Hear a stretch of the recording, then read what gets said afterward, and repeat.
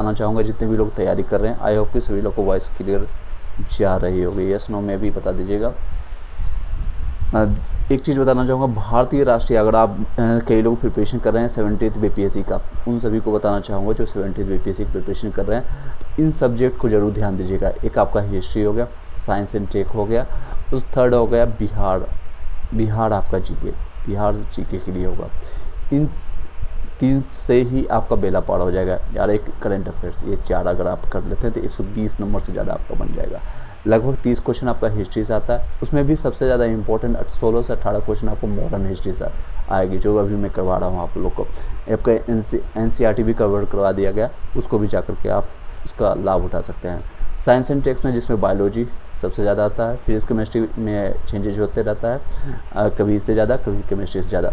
उसके बाद आपका आता है बिहार स्पेशल से, बिहार जीके, बिहार आपका ज्योग्राफी हो गया आपका, इससे संबंधित SCERT बुक से ही आप कवर कर सकते हैं। इन सभी को इसलिए बता रहा हूँ, जो लोग अभी स्टार्ट कर रहे होंगे तो उन सभी को कोई दिक्कतें ना हो, इसलिए मैं बता रहा हूँ। करंट अफेयर्स लगभग 12, आप मान के चलिए कम से कम 12 महीने का करंट अफेयर्स आप पढ़ के जाइए, कोई दिक्कतें नहीं होगी। चलिए चलते हैं सीधे क्वेश्चन पर चलते हैं। आज 112 क्वेश्चन करवा दिया था, 113 नंबर क्वेश्चन चलते हैं। फराजी आंदोलन के विद्रोह में जितने भी लोग अभी कनेक्टेड होंगे, वीडियो को लाइक कर दीजिएगा, शेयर कर दीजिएगा अपने अपने व्हाट्सअप टेलीग्राम ग्रुप में, ताकि ज़्यादा से ज़्यादा लोगों तक ये चीज़ें पहुँचे। फ्री ऑफ कॉस्ट जितने भी चीज़ें मैं आपको दे रहा हूँ उसका लाभ उठाइए, और साथ में उन सभी लोगों को भी शेयर कर दीजिएगा। चलिए देखिए, फराजी आंदोलन के विरोध में 1893 ढाका में तायूनी आंदोलन किसने चलाया था? आपके ऑप्शन हैं, ये देख सकते हैं। CDPO और प्री में आपका 2018 में पूछा गया था। कोलकाता के सैयद अमीर थे, अलीगढ़ के सैयद अहमद थे, पटना के हसन अलामा थे, या जौनपुर के करामत अली थे। इसका सही जवाब होगा आपका जौनपुर के करामत अली थे होंगे। ठीक है, चलिए नेक्स्ट है। फराजी आंदोलन के विद्रोह जो हुआ था आपका 1838 से लेकर के, इससे पहले जितने भी जनजातीय आंदोलन हुआ है, या फिर आपका 1857 से पहले क्रांति कई, जैसे संताल विद्रोह हो गया, कोल विद्रोह हो गया, नील विद्रोह हो गया, इस सारे उसका धर्म से कहीं ना कहीं जो है ब्रिटिश यानी ईस्ट इंडिया कंपनी उस पर लागू करने की कोशिश करते थे, या तो धार्मिक रूप से आहत करने की कोशिश करते थे, हिंदू मुस्लिम एकता को तोड़ने की कोशिश करते थे, कुपूर डालो राजनीति करने की इच्छा से वो अपना करने की कोशिश करते थे, या फिर कई ऐसे कारण थे उसको कर ज़्यादा प्रॉफिट उठाने के रीजन से करने की कोशिश करते थे। ये सारे रीजनों के कारण ही छोटे छोटे जन आंदोलन हुए, छोटे छोटे धार्मिक आंदोलन हुए, जिसे संथाल विद्रोह हुआ आपका, भागलपुर से लेकर के रांची तक ये सारी चीज़ें थी। ये सारे रीजन्स के कारण लगातार ये फैलती गई, और ये विश्व व्यापक यानी कि फिर एक भारतीय राष्ट्रीय आंदोलन 1857 की क्रांति देखने को मिला, और ये सभी लोग को जग जाहिर है क्या इसका परिणाम हुआ और उससे संबंधित क्या चेंजेज हुआ। उसके 90 साल के बाद ही ठीक आपका भारत 1947 में 15 अगस्त 1947 को आज़ादी को प्राप्त हुआ। चलिए इसके व्याख्या में थोड़ा बेहद दे देता हूँ जो इसमें लिखा हुआ है। घटना चक्र का ये बुक करवा रहे हैं। फराजी आंदोलन के विरोध में 1838 से लेकर के 39 में ढाका में तलाइनूनी आंदोलन चलाया गया, जिसका नेतृत्व जौनपुर के करामत अली ने किया। फराजी आंदोलन की शुरुआत जो हुई थी 1818 में हाजी सरीतुल्लाह ने की थी। इस आंदोलन का प्रमुख जो क्षेत्र था पूर्वी बंगाल था। इसका उद्देश्य क्षेत्र मुसलमानों के बीच मौजूद सामाजिक नवाचारों या गैर इस्लामिक प्रथाओं का उन्मूलन करना था। नोट कीजिएगा ये सारी चीज़ों को। तराइनी आंदोलन जो है प्रारंभ हुआ था 1839 में, हुआ था ना कि 1893 में, यहाँ पर जो मेंशन किया गया 1893 में नहीं हुआ था, जो क्वेश्चन ही गलत दिया गया है। कब हुआ था? 1839 में हुआ था। ठीक, 9 को उल्टा कर दिया था, 3 और 9 को उल्टा कर दिया गया था। आयोग ने इस प्रश्न को मूल्यांकन से बाहर कर दिया गया था, कैंसिल कर दिया था। हालांकि इसका आंसर होगा जौनपुर के करामत अली। चलिए नेक्स्ट क्वेश्चन पर चलते हैं। सर सैयद और आयोग को क्लियर दिख रहा होगा। सर सैयद अहमद खां के सबसे कटु आलोचक कौन थे? सबसे कटु आलोचक थे जमालुद्दीन अफगानी थे। ठीक है, जो अफगानी। सर सैयद अहमद खां के सबसे कटु आलोचक उद्दीन अफगानी थे। वहीं अंग्रेजी शिक्षा और ब्रिटिश सरकार के साथ सहयोग के पक्ष में सबसे असाधारण आंदोलन का प्रारंभ सैयद अहमद खान ने किया था। सैयद अहमद खान ने कांग्रेस की स्थापना का विरोध किया था और इसके विरोध में 1888 में यूनाइटेड इंडियन पैट्रियाटिक एसोसिएशन की स्थापना की थी। याद रखिएगा किसने स्टार्ट किया था, दरअसल सैयद अहमद खान ने किया था। ठीक है, चलिए एक चीज़ और बताना चाहूँगा जी, अभी मैं कंप्लीट कर रहा था आपका, एक सेकेंड, आई होप कि क्लियरली दिख रहा होगा। एक मिनट यहाँ पर से क्लियर कर देते हैं।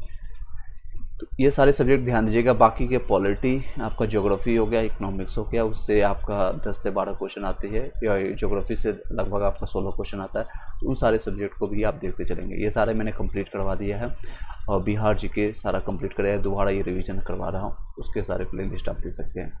चलिए नेक्स्ट क्वेश्चन पर चलते हैं। सीधे टाइम में वेस्ट करते हुए ज़्यादा क्वेश्चन करने की कोशिश करेंगे कम समय में विद व्याख्या के साथ, यानी एक्सप्लेनेशन के साथ। आपका है क्वेश्चन 115 नंबर, किसकी कानूनी समस्या के समाधान हेतु महात्मा गांधी को 1893 में दक्षिण अफ्रीका बुलाया गया था। किसको बुलाया गया था, किसकी समस्या के कारण? तो आपको ये यहाँ होगा गुजरात के दादा अब्दुल्ला को समस्या के कारण 1893 में लगभग 21 साल तक वहाँ पर रहे थे। और उसके बाद 1915 में 9 जनवरी 1915 को भारत लौट करके आए थे। 1914 में वहाँ से चले थे दिसंबर में, तो उनको लगभग कुछ समय टाइम लग गया था। और 9 जनवरी 1915 को भारत पहुँचने के बाद उन्हें से आपको प्रवासी दिवस के रूप में मनाया जाता है। 1892 ईस्वी में दक्षिण अफ्रीका में व्यापार करने वाले एक भारतीय मुसलमान व्यापारी दादा अब्दुल्ला ने गांधी जी के सामने मुकदमे को देखने का प्रस्ताव रखा, जिसे गांधी स्वीकार किया और 1893 में वे दक्षिण अफ्रीका चले गए। वहाँ पर कई काम किए इन्होंने, उसका रंगभेदी विद्रोह किया और अहिंसा का प्रथम प्रयोग यहीं पर किया था। चलिए नेक्स्ट क्वेश्चन बताइएगा। लॉर्ड कर्जन द्वारा किस वर्ष इंडियन यूनिवर्सिटी एक्ट पारित किया गया था? ये आपका किया गया था। आपको लॉर्ड कर्जन का काल याद रखिएगा, तो इससे संबंधित आपको पता चल जाएगा। 1899 से लेकर के 1905 तक रहता है, तो इसी के बीच में रहेगा। हालांकि ये ऑप्शंस बाहर है, ये आपको एलिमिनेट कर सकते हैं। तो 1940 का सही जवाब है। लॉर्ड कर्जन जो द्वारा 1902 में सर थॉमस रेले, जो है रेले इंग्लिश का है, अध्यक्षता में विश्वविद्यालय आयोग को गठित किया गया था। वर्ष 1904 में इसके आधार पर भारतीय विश्वविद्यालय अधिनियम पारित किया गया। लॉर्ड कर्जन 1899 से लेकर के 1905 तक भारत का वायसराय था और ये भारत का सर्वाधिक लोकप्रिय वायसराय था। क्यों लोकप्रिय था? क्योंकि बंगाल का विभाजन इसी समय में हुआ था, कई कांड हुआ था, इसके कारण लोकप्रिय था। चलिए नेक्स्ट क्वेश्चन है आपका 117 नंबर क्वेश्चन इस तरह से है। बंगाल नाटक दिन नील दर्पण, ये मैंने कल भी आपको बताया था। नील दर्पण का अंग्रेजी अनुवाद, नील दर्पण का पहले दीनबंधु ने किया था और इसका अंग्रेजी अनुवाद किसने किया था, ये क्वेश्चन है। तो अंग्रेजी अनुवाद कोई अंग्रेजी करेगा, दीनबंधु ने इसका संपादन किया था नील दर्पण का। जेम्स लॉन्ग या अटॉर्नी ग्रास्की, माइकल मधुसूदन दत्त। तो आपका इसका सही माइकल, इंग्लिश और हिंदी दोनों बोलने वाला है, यानी कि नाम भी इससे लग रहा है माइकल मधुसूदन दत्त। इसका डी ऑप्शन सही है। दीनबंधु के बंगाल नाटक नील दर्पण में नील आंदोलन जो है 1859 से 60 का उल्लेख किया गया है और किसानों के शोषण की बारीकी से उभारा गया था। इसमें नील दर्पण जो एक कहानी थी, किसानों के शोषण और कर के संबंधित जितनी भी चीज़ें, इसको यहाँ पर रेखांकित यानी कि इसको वर्णित किया गया था। इस बंगला जो नाटक का अंग्रेजी में अनुवाद किया था माइकल मधुसूदन दत्त ने। ये क्वेश्चन बार बार रिपीट होती है, सारे आप याद रखिएगा। नेक्स्ट क्वेश्चन है, एक अच्छे यूरोपियन पुस्तकालय की एक अलमारी भारत तथा अरब के संपूर्ण साहित्य से अधिक मूल्यवान है, यह किसने कहा था?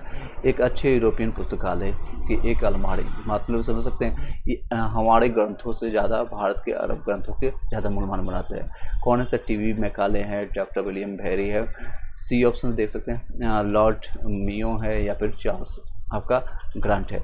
इसका सही जवाब है आपका मैकाले को मानते हैं। मैकाले इंग्लिश का जनक इसी को कहते हैं। का मानना था कि यूरोप के एक अच्छे पुस्तकालय की एक अलमारी का तख्ता भारत एवं अरब के समस्त साहित्य से अधिक मूल्यवान है।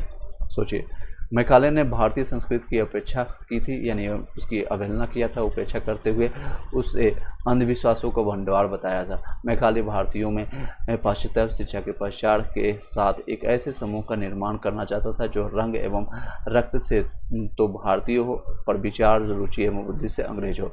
ये ऐसा एक सिस्टम बनाना चाहता था, ये लोग जितने भी भारतीय हैं, भले वो काला हो या फिर कोई भी रंग का हो, लेकिन बुद्धि से उसका होना चाहिए कि अंग्रेजी यानी पाश्चात्य वेस्टर्न कल्चर का वो जानकारी रखे, ताकि वो मेरा काम कर सके।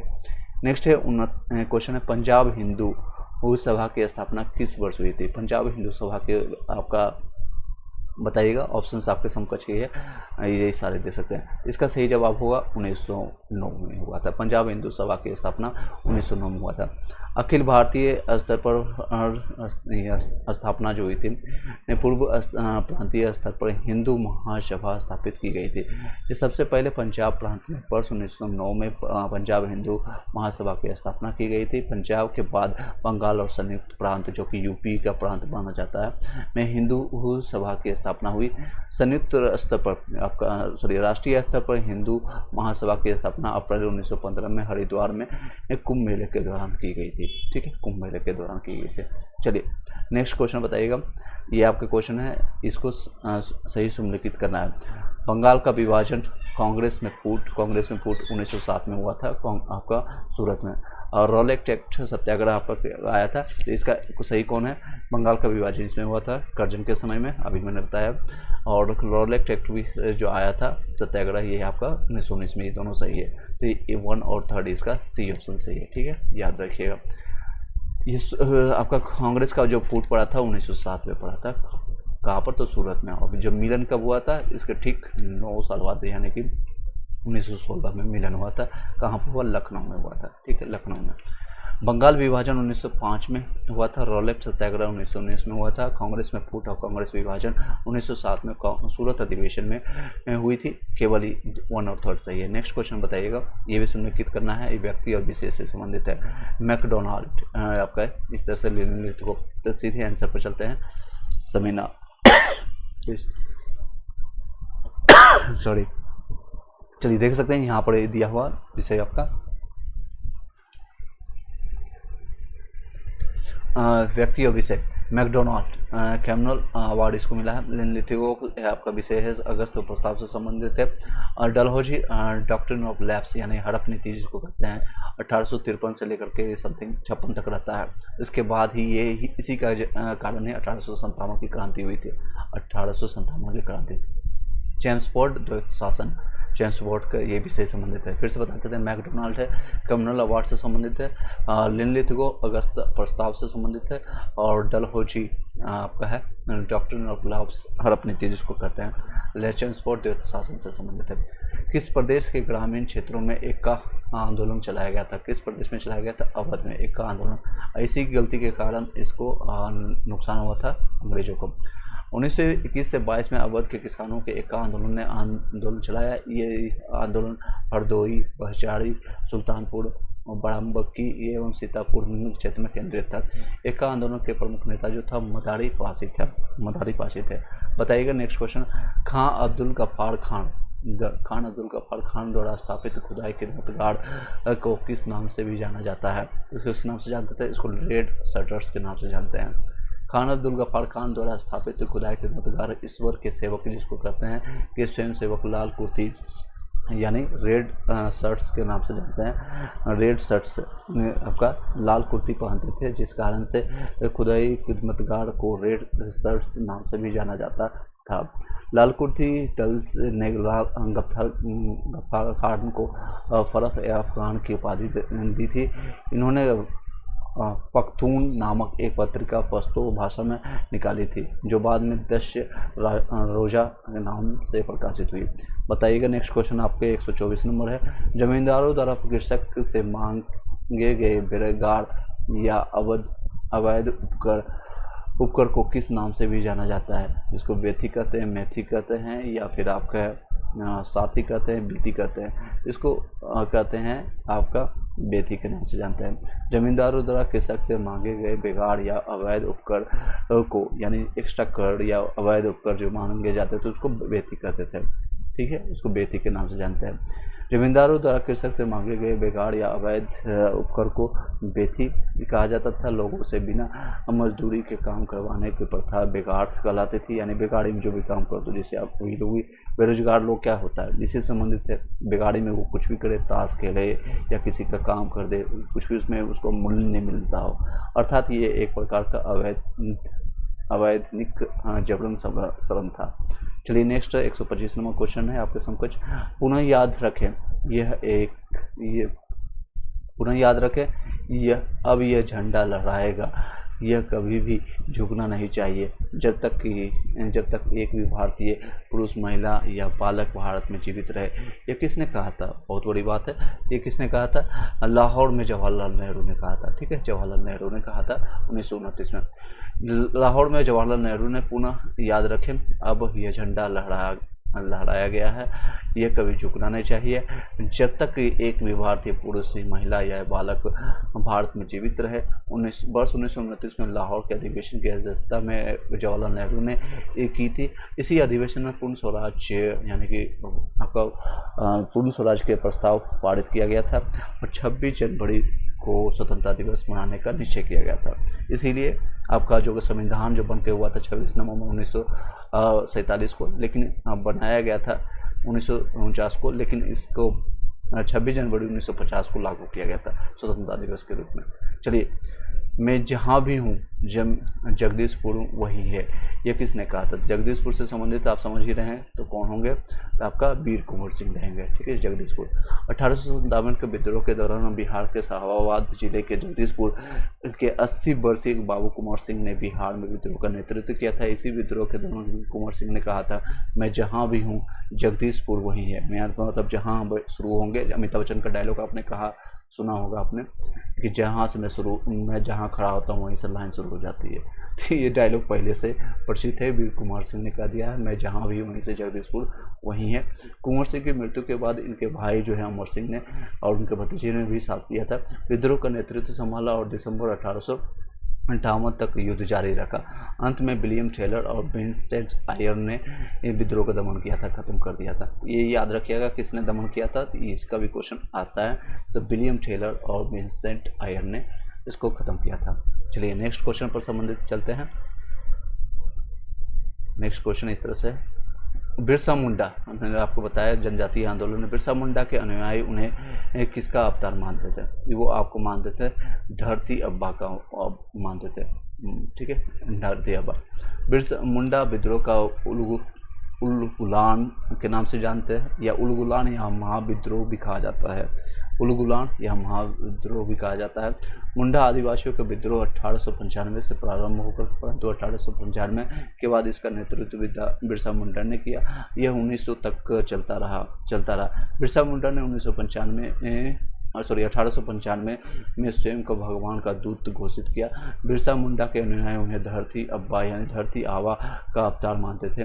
बिरसा ने अपने समर्थकों को सिंह बोंगा का पूजा करने की सलाह दी थी। उनका मानना था कि जितने भी देवी देवता हैं सबको एकत्रित करके, केंद्रित करके एक देवता को मानो और मैं उसका मैसेंजर हूँ, मैं उसका दूत हूँ और इसका मान करके, क्योंकि ये धर्म पर संबंधित ईस्ट इंडिया कंपनी चाहती थी कि मेरा संरक्षण हो और जो बिरसा मुंडा भागलपुर से लेकर के राज्य तक का वहाँ पर भी आधिपत्य हो, जितने भी जनजातीय लोग हैं उनका शोषण किया जाए, सारी चीज़ें हैं उसका ज़्यादा से ज़्यादा उसका फ़ायदा उठाया जाए। तो इससे संबंधित उन्होंने एक धर्म से संबंधित जोड़ करके बिरसा मुंडा ने इसका नेतृत्व किया था। चलिए, इसका लगभग 5 साल के बाद इसको फरवरी में 1900 के आसपास में उनको अरेस्ट कर लिया गया था और जेल में ही इनको मृत्यु हो गई थी बीमारी के कारण। नेक्स्ट है 128 नंबर क्वेश्चन, बॉयकॉट और स्वदेशी आंदोलन के समर्थन में किस स्थान में गोल्डन लीग नामक संस्था की स्थापना हुई थी? तो कहाँ पर हुई थी? ये देवघर में हुई थी। रांची में पड़ता है अभी, सॉरी ये झारखंड में पड़ता है। तो उसमें वो बिहार का ही पार्ट था। बॉयकॉट और स्वदेशी आंदोलन के समर्थन में किस स्थान में गोल्डन लीग नामक संस्था की स्थापना हुई थी? देवघर में। स्वदेशी आंदोलन भारत के वायसराय लॉर्ड कर्जन द्वारा वर्ष 1905 में बंगाल विभाजन के निर्णय के प्रतिक्रिया स्वरूप प्रारंभ हुआ। 7 अगस्त 1905 को कोलकाता के टाउन हॉल में स्वदेशी आंदोलन आपका 7 अगस्त को ये स्टार्ट होगा। तो ये जुलाई में निर्णय लिया गया था, 17 जुलाई के आसपास। उसके बाद 5-7 अगस्त को 1905 को कलकत्ता के टाउन हॉल में स्वदेशी आंदोलन की घोषणा की गई। बहिष्कार और बॉयकॉट यानी जिसको कहते हैं यानी एवं स्वदेशी आंदोलन के समर्थन में तत्कालिक बिहार वर्तमान में झारखंड के देवघर नामक स्थान पर गोल्डन लीग नामक संस्था की स्थापना की गई थी। चलिए नेक्स्ट बताइएगा, पटना से प्रकाशित होने वाले प्रथम अंग्रेजी अखबार कौन सा था?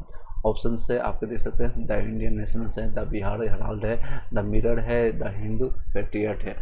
तो इसका सही जवाब आपका आएगा द बिहार हेराल्ड है। ठीक है, पटना से प्रकाशित होने वाले प्रथम अंग्रेजी अखबार कौन है? द बिहार हेराल्ड है। गुरु प्रसाद सेन द्वारा बिहार के पहले अंग्रेजी समाचार पत्र द बिहार हेराल्ड का प्रकाशन 1875 में शुरू किया गया। बिहार का पहला समाचार पत्र ब्रिटिश सरकार के प्रयास से प्रशासनिक उद्देश्यों के लिए प्रकाशित किया गया था, यानी उनके प्रशासन किस तरह से पॉलिटिकल इशू चले और किस तरह से शासन करे, इसके मकसद से चलाया गया था। उस समय पटना के कमिश्नर विलियम टेलर ने, ये कौन है? तो विलियम टेलर ने वो 1856 में एक उर्दू अखबार ए बिहार का प्रकाशन शुरू करने की पहल की थी। ठीक है, विलियम टेलर, और इसी ने जगदीशपुर के जो है विद्रोह को दबाने का काम भी किया था, अभी मैंने आपको बताया। चलिए नेक्स्ट क्वेश्चन है इस तरह से, वर्ष 1928 में बिहार में रविदास सभा का गठन किसने किया था? तो आपका रविदास का जगजीवन राम ने किया था। बाकी ऑप्शन आप देख सकते हैं, संत रविदास है, महात्मा गांधी, कर्पूरी ठाकुर, तो ये सारे नहीं, जगजीवन राम इसका सही जवाब है।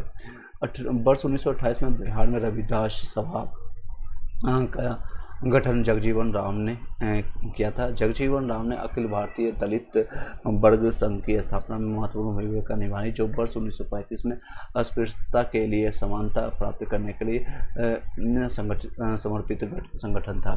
जगजीवन राम वर्ष 1937 में बिहार विधानसभा के लिए चुने गए थे, जिसके बाद उन्होंने ग्रामीण श्रम यानी कि श्रम आंदोलन का आयोजन किया था। चलिए बताइएगा, नेक्स्ट क्वेश्चन है आपके समक्ष, यदि नील की खेती करने से छूट जाते हैं तो नील के किसानों को कौन सा क्षतिपूर्ति कर देना पड़ता था? तो उसको कौन सा देना पड़ता था? तवान देना पड़ता था। भट्टा जजिया नजराना नहीं, बल्कि तवान देना पड़ता था। तवान क्या होता है? किसानों को अपनी ज़मीन के कम से कम 3/, जिसको 3 कट्ठिया कहते थे, 3/20 हिस्सा, यानी कि 20 कट्ठा में 3 कट्ठा उनको नील की खेती करना पड़ता था। पर नील की खेती करना तथा उन यूरोपीय मालिकों को द्वारा तय दामों पर उन्हें बेचना पड़ता था। यानी तय दाम, मान लीजिए उसका दाम एक्चुअल में 1000 रुपया है, लेकिन उसको 50 रुपये में निपटा देते थे। इसे 3 कट्ठिया पद्धति भी कहा जाता है। इसको क्या कहते हैं? 3 कट्ठिया पद्धति भी कहा जाता था है। यदि नील की खेती करने से छूट चाहते हो तो नील की किसानों को क्षतिपूर्ति कर देना पड़ता था, जिसे तवान यानी जो कर देते थे, यानी एक्स्ट्रा पेमेंट दे दीजिए। ठीक है, आप नहीं करना चाहते तो तवान दे दीजिए, टैक्स एक्स्ट्रा दे दीजिए। ठीक है, इसी को कहते हैं टैक्स को। प्रार्थना समाज के संस्थापक कौन थे? आत्माराम पांडुरंग थे। प्रार्थना समाज, आत्माराम पांडुरंग। प्रार्थना समाज की स्थापना 1867 ईस्वी में मुंबई में आचार्य केशवचंद्र सेन के प्रेरणा से आत्माराम पांडुरंग द्वारा की गई थी। याद रखिए, किसके प्रेरणा से? आचार्य केशवचंद्र के द्वारा। महादेव गोविंद रानाडे इस संस्था से 1869 में 2 साल बाद में जुड़े। इस संस्था का प्रमुख उद्देश्य जाति प्रथा का विरोध करना, स्त्री पुरुष की विवाह की आयु में वृद्धि चाहते थे, विधवा विवाह चाहते थे और स्त्री शिक्षा को प्रोत्साहन देना चाहते थे। तो उसी समय से ये फाइटिंग शुरू हो गई। अभी भी सोच सकते हैं ये फाइटिंग अभी चलता जा रहा है। अभी भी पूरी तरह से महिलाओं को, वोमेन्स को वो अधिकार नहीं प्राप्त हुआ। हालांकि अभी हर क्षेत्र में कंधे से कंधे मिला करके मेन और वोमेन चलने की कोशिश कर रहे हैं, जो कि अच्छी बात है। क्योंकि सोच सकते हैं अगर पूरे इंडिया के, पूरे बिहार का, आपके परिवार का मान लीजिए आपका 10 सदस्य है और 5 मेन है और 5 फीमेल है, और वो आपका सपोर्ट नहीं कर रहा है, 50% लोग आपको सपोर्ट नहीं कर रहा है, तो किस तरह से वो आपका घर चलेगा, किस तरह से आपका सरकार चलेगा, किस तरह से आपका देश चलेगा, किस तरह से आपका राज्य चलेगा? तो ये क्वेश्चन रहती है। अगर आपको दोनों सपोर्ट मिलता है, 10 के 10 सदस्य आपको सपोर्ट करते हैं, तो घर, परिवार या देश या समाज अच्छे से चल सकती है। कंधे से कंधे मिला करके ये सारी चीज़ें चल सकती है। इसका प्रोत्साहन अभी भी चालू है, और इसी कारण बिहार में 35% रिजर्वेशन हो या 50% रिजर्वेशन हो, आरक्षण मिलना महिलाओं को, ये सारी चीज़ें दर्शाती है। तो प्रार्थना समाज के संस्थापक कौन थे? तो आत्माराम पांडुरंग थे। 1867 की घटना है, बम्बई में। रानाडे का सामाजिक सुधार जो है 19वीं शताब्दी के अंत तक समर्थतापूर्वक जारी रहा। चलिए नेक्स्ट है 133 नंबर क्वेश्चन। 19वीं शताब्दी के उत्तरार्ध में नव हिंदूवाद यानी न्यू हिंदुइज्म के सर्वप्रथम प्रतिनिधित्व किसने किया था? रामकृष्ण परमहंस, स्वामी विवेकानंद ने किया था, और या फिर आपके हैं बंकिम चटर्जी, राजा राम मोहन राय। तो इसके सबसे ज़्यादा जो प्रवर्तक थे विवेकानंद जी। अभी रिसेंटली आपके वर्तमान जो पीएम है यानी मोदी जी, वहाँ पर आपका ध्यान करके आया है कन्याकुमारी से, रॉक विवेकाम मेमोरियल करके आया है। रॉक मतलब कि ज्ञान की, जहाँ पर उसकी एक वृद्धि जहाँ पर अलग ही आता है। इस दे सकते स्वामी विवेकानंद ने 1897 में रामकृष्ण मिशन की स्थापना अपने गुरु की स्मृति में की थी। उन्होंने संन्यास धारण करके धार्मिक ग्रंथों का विशद अध्ययन किया। अपने गुरु की शिक्षाओं की व्याख्या का साकार करने का श्रेय स्वामी विवेकानंद 1863 से उनका जीवन काल रहा है। 63 से लेकर के 1902 तक मात्र 39 साल के उनके जीवन आयु रहा है। और इतने कम आयु में पूरे विख्यात यानी हिंदू को जो एक प्रतिभा जो क्वेश्चन है आप दे सकते हैं, समझ सकते हैं पूरी चीज़ों को। 19वीं शताब्दी के उत्तरार्ध में यानी लास्ट खत्म होते होते नव हिंदूवाद यानी न्यू हिंदुइज्म के सबसे प्रतिनिधित्व किसने किया था? तो विवेकानंद जी, याद रखिएगा। और आपके इनके ही जन्मदिन के अवसर पर मनाते हैं, क्या हम लोग मनाते हैं? युवा दिवस के रूप में मनाते हैं, राष्ट्रीय युवा दिवस। कमेंट बॉक्स में बताइएगा किस दिन मनाते हैं, जनवरी में ही है, किस दिन मनाते हैं। उन्होंने इस शिक्षा का साधारण भाषा में वर्णन किया। स्वामी विवेकानंद इस नवीन हिंदू धर्म यानी न्यू हिंदुइज्म के प्रचारक के रूप में उभरे। 1893 में वे शिकागो गए, जहां उन्होंने वर्ल्ड पार्लियामेंट ऑफ रिलीजन में अपना सुप्रसिद्ध भाषण दिया। इस भाषण में उन्होंने पश्चिमी संसार के सामने पहली बार भारत की संस्कृति की महत्ता को प्रभावकारी तरीके से प्रस्तुत किया। इसके पश्चात उन्होंने अमेरिका और इंग्लैंड में भ्रमण किया और हिंदू धर्म का प्रचार किया। स्वामी जी ने हिंदू धर्म के इस पक्ष मुझे मत छेड़ो की बहुत भर्त्सना की। इसके अनुसार हिंदू धर्म अब केवल खान पान तक सीमित रह गया था। वह निर्धनों के धनियों द्वारा शोषण पर धर्म की चुप्पी में से बहुत अप्रसन्न थे। उनके अनुसार भूखे व्यक्ति से धर्म की बात करना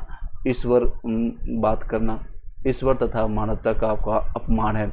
यानी अगर आपका पेट ही खाली है तो क्या आप राम नाम जपेंगे या क्या आप कुछ और भी कर सकते हैं? सबसे बड़ा वहाँ पर संकट उस समय थी वो आपका निर्धनता यानी कि गरीबी थी। विवेकानंद ने कोई राजनीतिक संदेश नहीं दिया, परंतु फिर भी उन्होंने अपने लेखों और भाषणों द्वारा नई पीढ़ी में अपने भूतकाल में एक नवीन आत्मगौरव की भावना जगाई। वो एक पक्के देशभक्त थे। सुभाष चंद्र बोस ने उनके बारे में कहा था कि जहाँ तक बंगाल का संबंध है, हम विवेकानंद को आधुनिक राष्ट्रीय आंदोलन का आध्यात्मिक पिता कह सकते हैं। आध्यात्मिक यानी कि आपका आध्यात्मिक पिता कह सकते हैं। चलिए किसने कहा था? ये क्वेश्चन आती है, ठीक है, विवेकानंद जी ने कहा। सुभाष चंद्र बोस ने विवेकानंद जी के बारे में बताया था। चलिए नेक्स्ट क्वेश्चन है 134वां। व्याख्या के साथ मैंने आपको सारा चीज़ बताया और अपने प्रैक्टिकल के साथ। नेक्स्ट बताइएगा आप लोग, इनमें से किसने 1893 में शिकागो में आयोजित धर्म संसद में भाग लिया था? सेम क्वेश्चन को रिपीट किया गया, तो ये आपका है स्वामी विवेकानंद जी। स्वामी विवेकानंद जी ने रामकृष्ण मिशन की स्थापना अभी मैंने बताया था 1897 में किया था, 1897 में किया था। स्वामी विवेकानंद दक्षिणेश्वर के स्वामी कहे जाने वाले रामकृष्ण परमहंस के परम शिष्य थे। उनके बचपन का नाम नरेंद्रनाथ दत्त था। आगे चल करके वे स्वामी विवेकानंद यानी 1893 से लेकर 1902 तक उनके जीवन आयु के नाम से प्रसिद्ध हुए। उन्होंने रामकृष्ण मिशन के संदेश को विश्व में फैलाया। रामकृष्ण मिशन के सिद्धांतों का आधार वेदांत दर्शन था। क्या है? वेदांत दर्शन। मिशन मनुष्य की सेवा का ईश्वर की सेवा मानता है। यानी जो आपका मिशन रखना चाहिए जीवन में वो आपका लोगों की सेवा है। अगर आप लोगों की सेवा करते हैं, मनुष्यों की सेवा करते हैं, तो आपका ईश्वर की सेवा मानते हैं, क्योंकि मनुष्य की आत्मा में परमात्मा का अंश है, वो मानते हैं, क्योंकि मनुष्य जो है मनुष्य की आत्मा में परमात्मा का वास करता है। चलिए नेक्स्ट क्वेश्चन आप लोग के समकक्ष है 136 नंबर क्वेश्चन, बहुत तेजी से करेंगे व्याख्या के साथ। दयानंद सरस्वती द्वारा स्थापित है। क्या स्थापित किया गया था? आर्य समाज। कब किया गया था? 1875 में किया गया था। दयानंद सरस्वती। एक आर्य समाज आता है, एक ब्रह्म समाज आता है। ब्रह्म समाज का स्थापना राजा राम मोहन राय ने किया था। इसका मैंने आपको लास्ट क्लास में व्याख्या किया था, ट्रिपल आर के नाम से जानते हैं। आर आर आर यह राजा मौली की कोई मूवी नहीं है, बल्कि राजा राम मोहन राय है। 1828 में किया गया था। ठीक है, ये डेट भी याद रखिएगा। दयाराम सरस्वती द्वारा स्थापित किया गया था आर्य समाज, इसकी व्याख्या जानते हैं। दयाराम सरस्वती, जिसका मूल नाम है मूलशंकर, ने 1875 में मुंबई में आर्य समाज की स्थापना की। किसका? आर्य समाज की स्थापना की, जिसका मुख्य उद्देश्य था प्राचीन वैदिक धर्म की शुद्ध रूप से पुनः स्थापना करना था। आर्य समाज आंदोलन का प्रसार प्रायः पाश्चात्य भावनाओं की प्रतिक्रिया के रूप में हुआ था। 1877 में आर्य समाज का मुख्यालय जो है लाहौर में स्थापित किया गया, जो कि पाकिस्तान में अभी वर्तमान में है, जिसके उपरांत आर्य समाज का अधिक प्रचार हुआ। शुद्ध वैदिक परंपरा में विश्वास के चलते स्वामी जी ने पुनः वेदों की ओर चलो, इनका नारा दिया गया था, पुनः इन्हीं का दिया गया है। पुनः यानी दयाराम सरस्वती ने ही बोला था, पुनः यानी वेदों की ओर लौटो, वेदों की ओर लौटो, पुनः वेदों की ओर चलो। स्वामी दयानंद का उद्देश्य था कि भारत को धार्मिक, सामाजिक और राष्ट्रीय रूप से एक कर दिया जाए। धार्मिक क्षेत्र में वह मूर्ति पूजा, बहुत देववाद, अवतारवाद, पशु बलि, श्रद्धा, तंत्र मंत्र, झूठे कर्मकांडों को स्वीकार नहीं करते थे। जितना आप जो कर्मकांड देखने को मिलता है, उन चीज़ों को स्वीकार नहीं करते थे। वह वेदों को ईश्वरीय ज्ञान मानते थे, यानी वेद में जो लिखा हुआ है, तथा उपनिषद काल तक के सीमित साहित्य को स्वीकार करते थे। आर्य समाज के नियम तथा सिद्धांत सबसे पहले बम्बई में गठित किए गए। पुनः उनसे 1877 में लाहौर में संपादित कर एक निश्चित कर दिया गया। आर्य समाज का प्रचार प्रसार पंजाब में अत्यधिक सफल रहा और तथा कुछ सीमा तक उत्तर प्रदेश, गुजरात और राजस्थान में भी इसे सफलता मिली। महात्मा हंसराज, पंडित गुरुदत्त, लाला लाजपत राय तथा स्वामी सहजानंद इसके विशिष्ट कार्यकर्ताओं में से थे। 1892 से 93 में आर्य समाज दो गुटों में बट गया। एक गुट पाश्चात्य शिक्षा यानी कि पिछड़े का समर्थक था, जबकि दूसरा गुट पाश्चात्य शिक्षा का विरोधी था, यानी कि अंग्रेजी शिक्षा का। पाश्चात्य शिक्षा के विरोधियों में स्वामी सदानंद थे, उसका लेखराज थे, मुंशी राव प्रमुख थे। इन लोगों ने वर्ष 1902 में गुरुकुल की स्थापना किया था। गुरुकुल की स्थापना इन्होंने किया। पाश्चात्य शिक्षा के समर्थकों में समर्थन कौन कर रहे थे? लाला लाजपत। ये क्वेश्चन आता है, यानी वेस्टर्न जो एजुकेशन सिस्टम को लाला लाजपत ने समर्थन किया था और हंसराज प्रमुख थे। इन लोगों ने दयानंद एंग्लो वैदिक कॉलेज की स्थापना की थी। चलिए नेक्स्ट क्वेश्चन है 137 नंबर। किसने 1873 में सत्य शोधक समाज की स्थापना किया था? तो ये ज्योतिबा फुले। सत्य शोधक समाज ज्योतिबा फुले।